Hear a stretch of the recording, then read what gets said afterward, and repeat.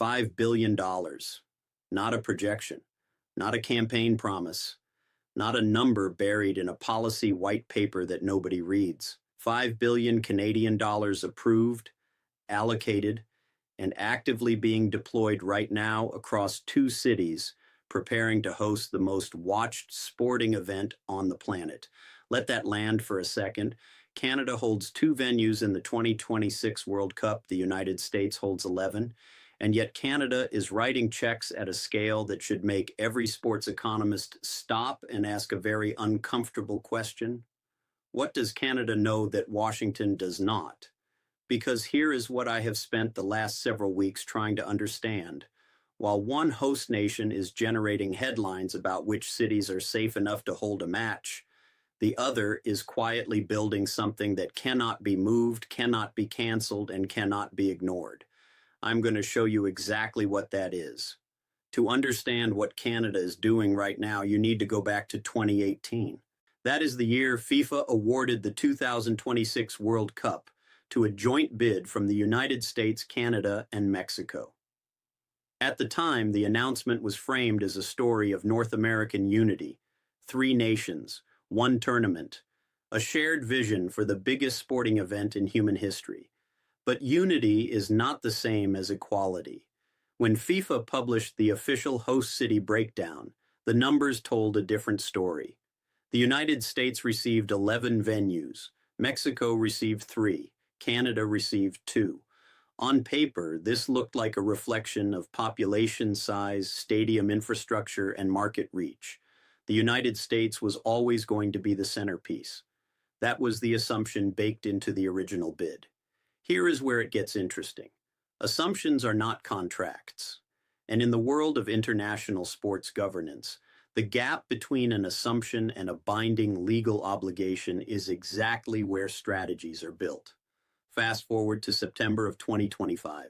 A press conference in Washington generates significant international media coverage.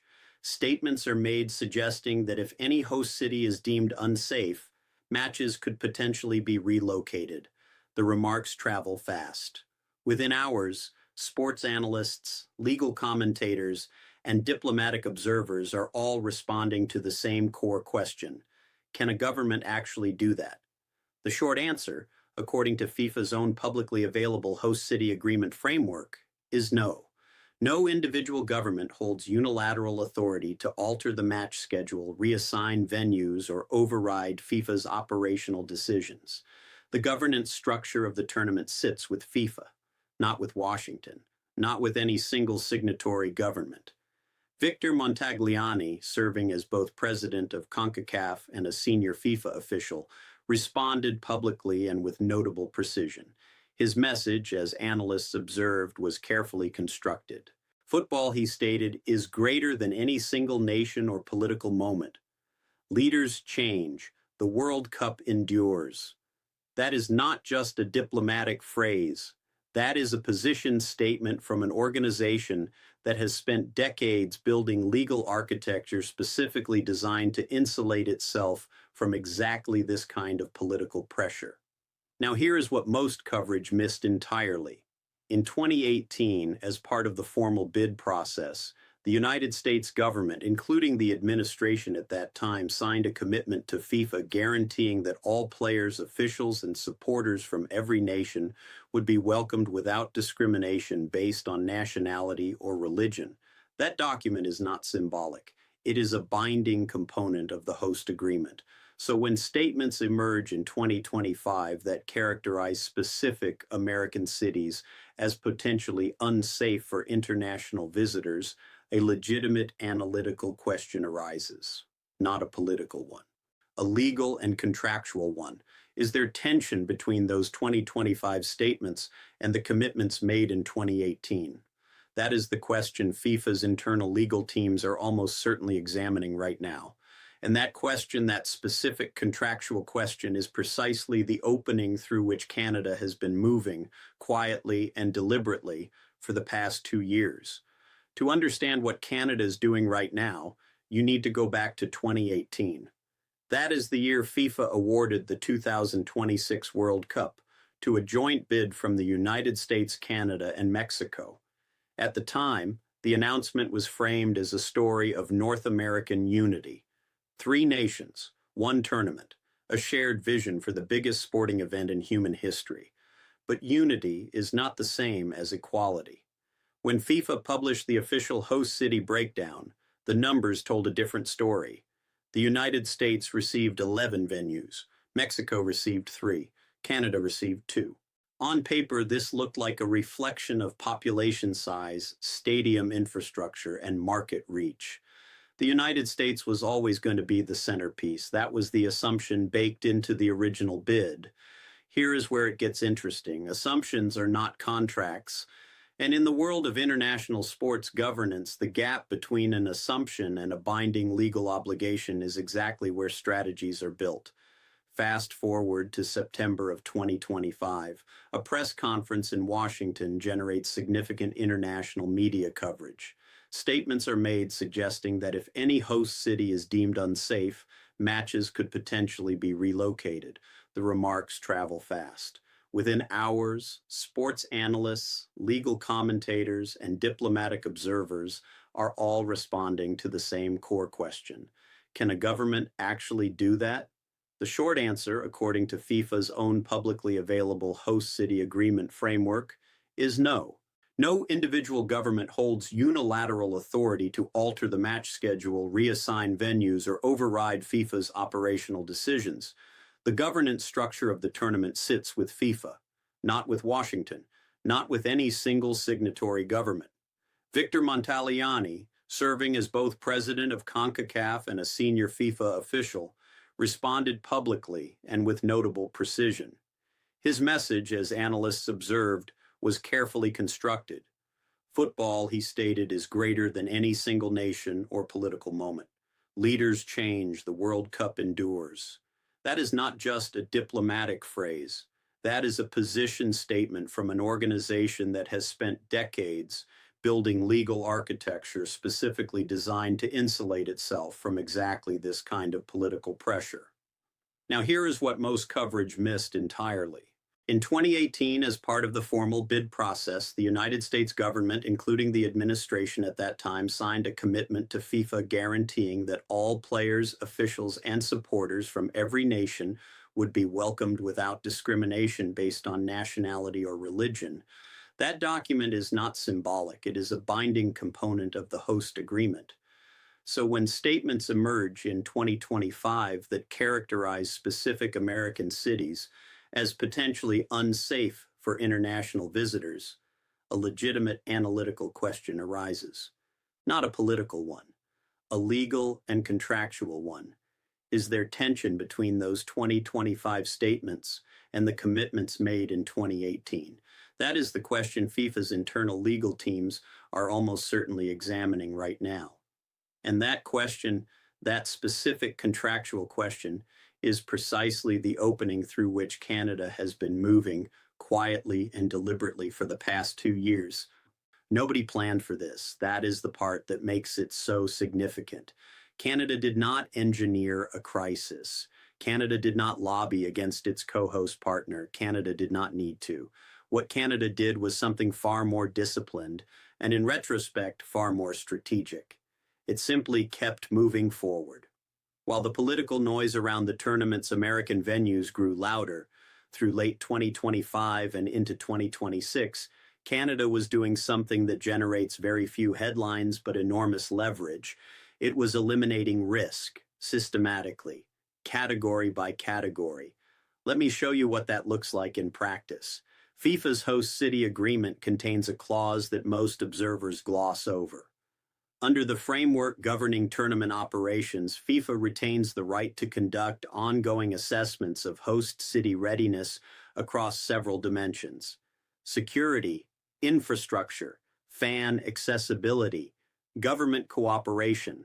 These are not one-time checkboxes completed at the time of bid submission. They are continuous evaluation criteria that run all the way through to the opening match. One way to interpret this clause, and legal analysts covering international sports governance have noted, This is that it creates a rolling mechanism for FIFA to adjust operational emphasis based on real-world conditions, not to punish host nations, not to make political statements, but to protect the integrity of the tournament itself.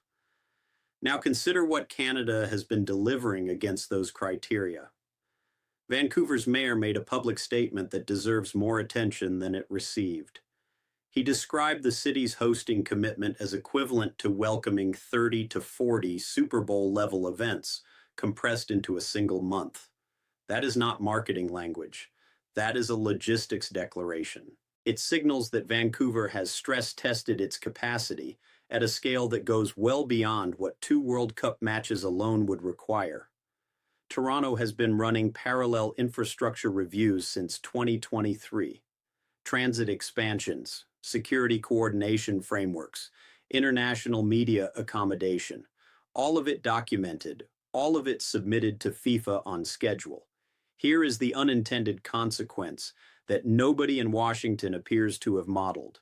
When one host partner creates uncertainty, even if that uncertainty is ultimately resolved, FIFA does not simply wait and hope.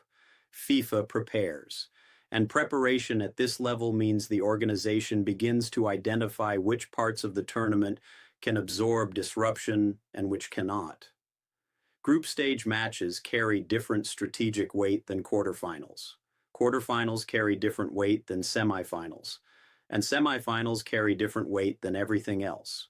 The unintended consequence of generating political ambiguity around American venues is not that matches get moved. The more immediate consequence is that Canada and Mexico become what risk managers call a hedge. A reliable, documented, legally clean alternative that FIFA can point to if it ever needs to explain a scheduling decision to its broadcast partners, its sponsors, or its member associations. In international sports governance, being the hedge is not a consolation prize. Being the hedge means you are the option that sophisticated organizations keep open precisely because they cannot afford to close it. Canada did not ask for that position, but it has earned it. And right now, that position is worth considerably more than 2 venues on a fixture list.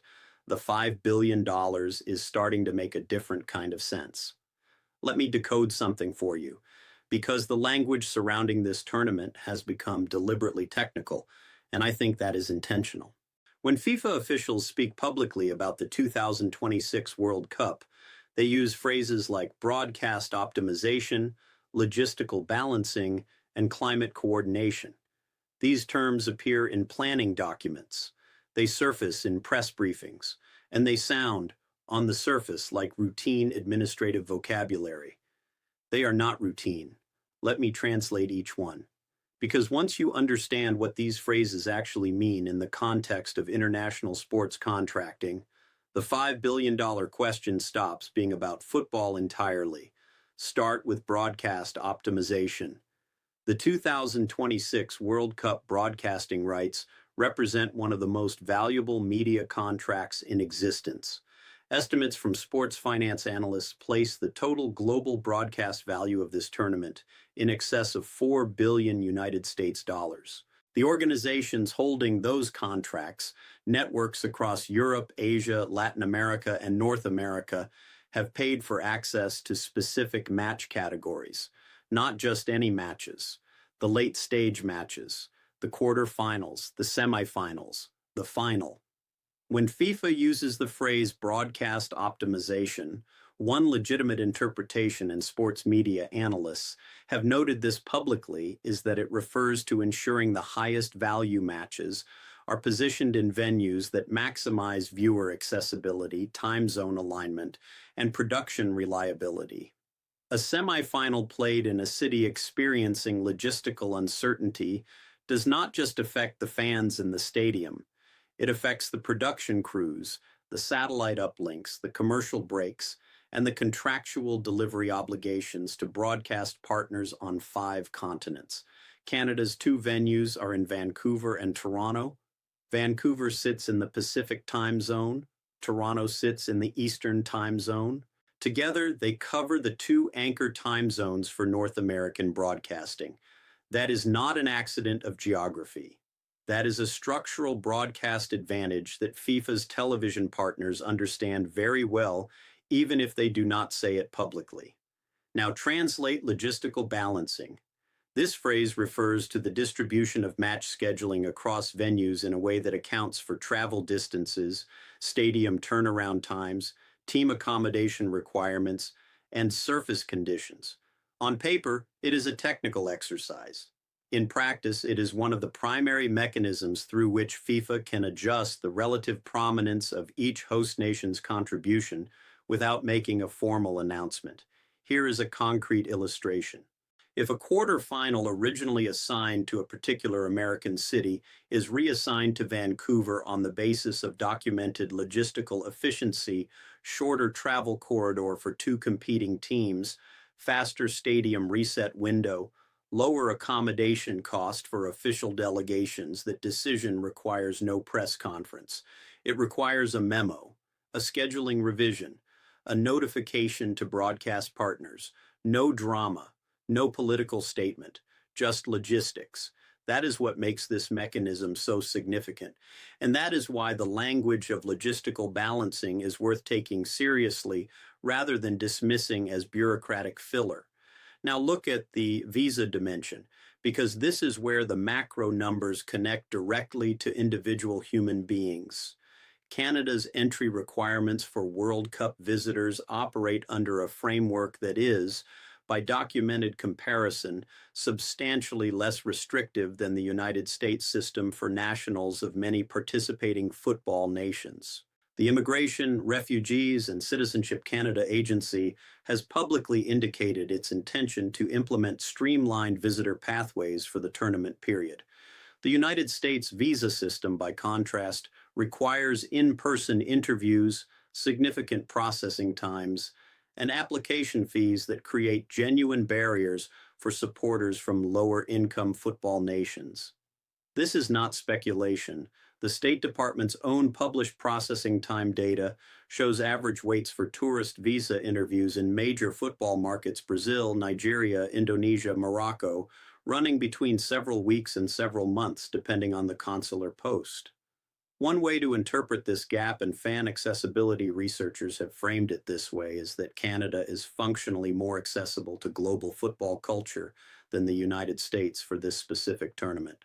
Not in every context, not as a general statement about immigration policy, but for the specific population of international supporters trying to attend a World Cup match in the summer of 2026. FIFA tracks this. Sponsor hospitality teams track this. Broadcast partners track this. Because empty seats in a quarterfinal venue are not just a visual problem. They are a contractual problem. Now zoom out, because here is where the $5 billion reveals its actual architecture. Canada is not spending $5 billion to host two matches. No serious infrastructure economist would design a return on investment model around two fixtures. What Canada is building is a permanent legacy platform: transit systems, media facilities, hospitality networks, and security frameworks that will serve Vancouver and Toronto for the next 2 decades.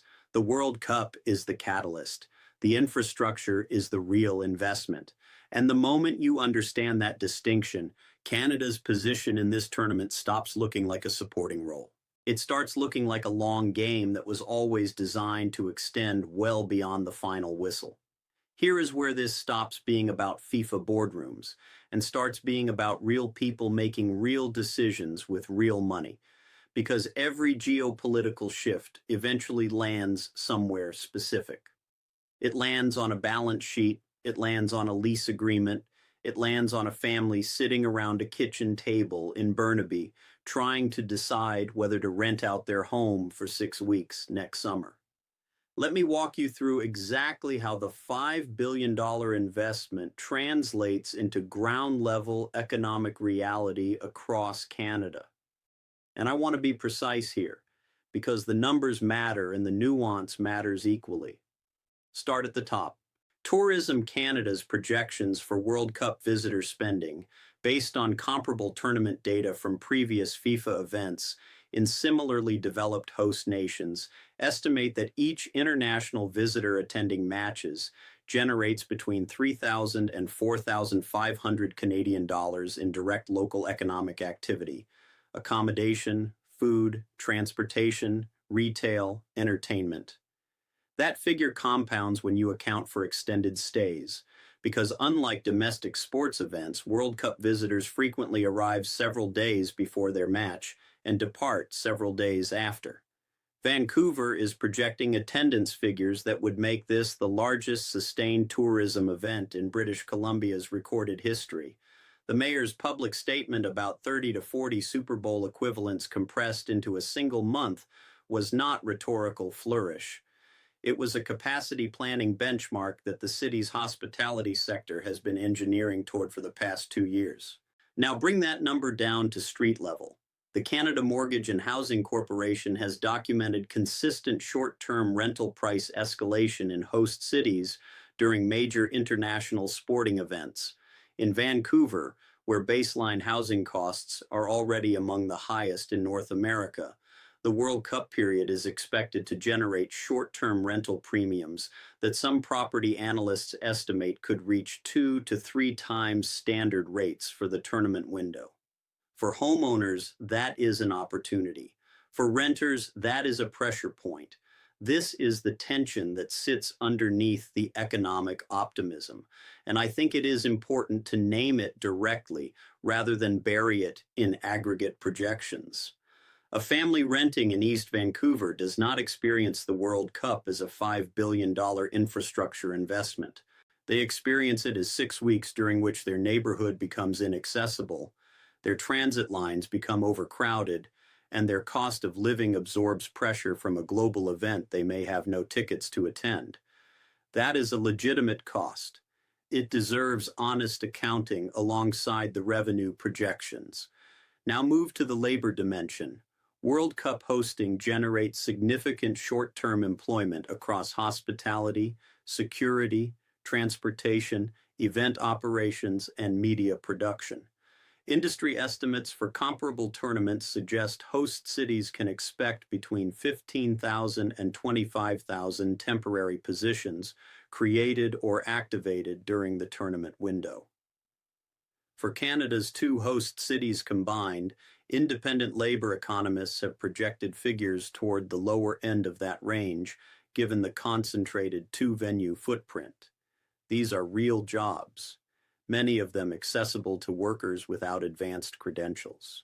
That matters in a labor market that has been navigating significant post-pandemic structural adjustment. But here is the dimension that extends beyond the tournament itself. The infrastructure Canada is building right now does not disappear on the 15th of July, 2026. The transit expansions in Vancouver, the media production facilities in Toronto, the upgraded security coordination frameworks that will remain embedded in both cities' emergency management systems. These are permanent additions to urban capacity. One way analysts of urban economics frame this, and it is worth sitting with, is that Canada is effectively using FIFA's global platform to accelerate infrastructure investment that would otherwise have taken 10 to 15 years to justify politically and fiscally. The World Cup created the urgency. The urgency unlocked the funding. The funding builds something that outlasts the tournament by a generation. That is the macro to micro arc that most coverage has failed to trace completely.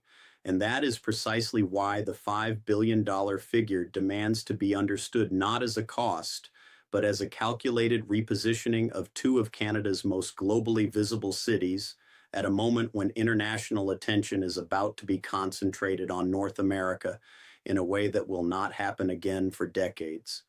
The question is no longer whether Canada is outperforming its original role in this tournament. The question is whether anyone in Washington has noticed. So where does this go from here?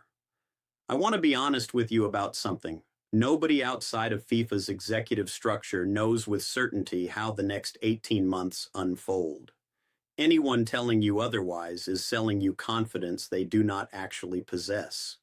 What I can do, what I think is genuinely useful, is lay out the three most analytically coherent scenarios based on everything we have examined today. And then I want you to tell me which one you think is most likely. Scenario Alpha. Everything proceeds according to the original 2018 framework. The United States hosts 11 venues without significant operational disruption.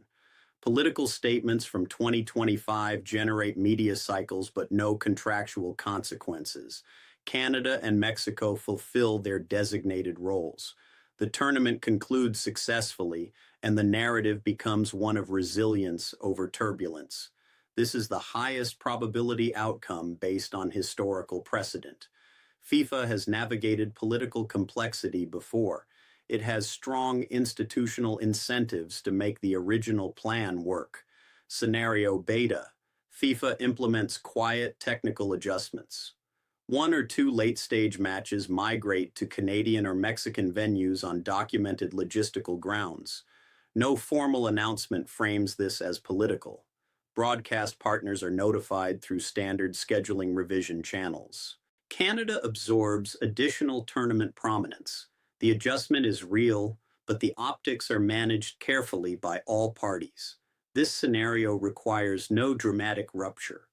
It only requires that FIFA's internal risk assessment reaches a threshold that justifies optimization language becoming operational reality. Scenario Gamma. Sustained uncertainty around American venue conditions triggers a more significant contractual review. FIFA invokes assessment provisions within the host city agreement framework. Legal and diplomatic negotiations between FIFA and the United States government become protracted. The tournament's operational center of gravity shifts measurably toward Vancouver and Toronto. This is the lowest probability scenario. It is also the highest consequence one. For every party involved, three scenarios: decreasing probability, increasing disruption. Here is the question I want you to answer in the comments below. You have seen the $5 billion investment. You have seen the contractual architecture. You have seen what broadcast optimization and logistical balancing actually mean when you strip away the diplomatic vocabulary. Which scenario do you believe FIFA is actually preparing for right now? Because I have my own answer, and it is not the one most people would expect. If you want that analysis, including a detailed breakdown of the specific host city agreement provisions that determine which scenario becomes real, subscribe and turn on notifications. That is the next video. I will see you there.